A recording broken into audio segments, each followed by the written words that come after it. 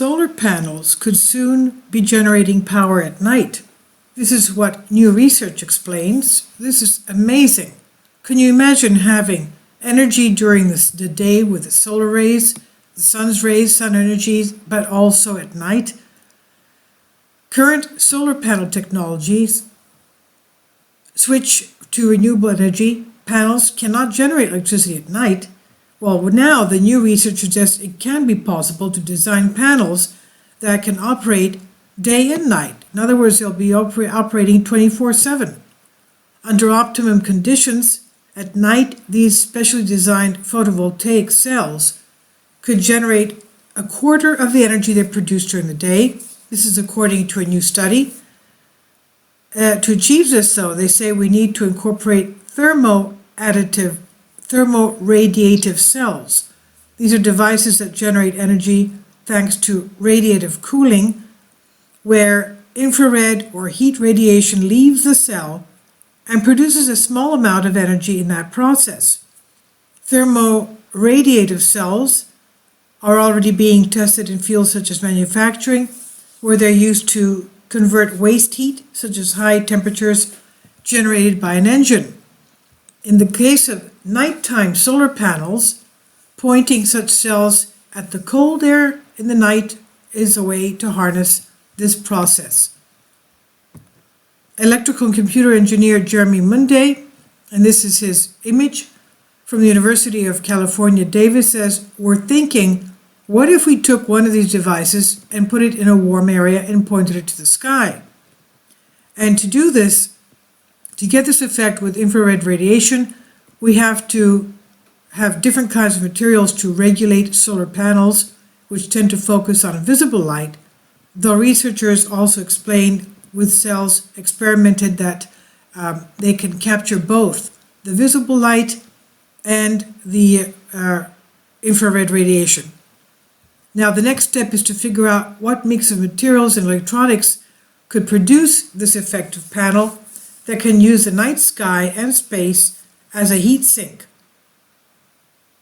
Munday says, a regular solar cell generates power by absorbing sunlight, which causes a voltage to appear across a device and to form a current of flow. In these new devices, light is instead emitted, and the current and voltage go in the opposite direction, but you still generate power. In other words, it's an anti-solar device. And you have to use different materials, but the physics, he says, is the same. Solar farms could produce up to 50 watts of power per square meter, that's around 10 square feet, under good conditions.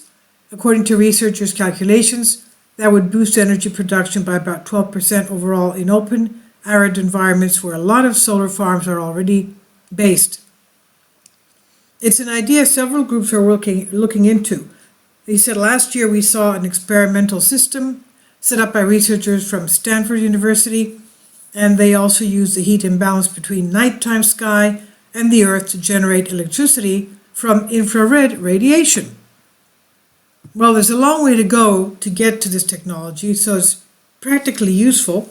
Right now, Munday and his colleagues already have prototypes in development. It's potentially a relatively cheap and expensive way to keep solar cells operating 24 hours a day.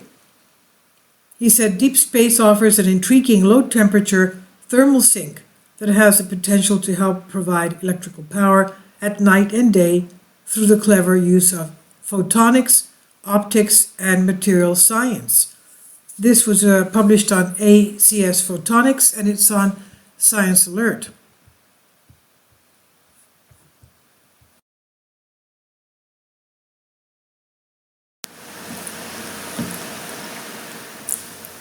If you'd like to join me on my Patreon account, you will hear content not covered by mainstream media.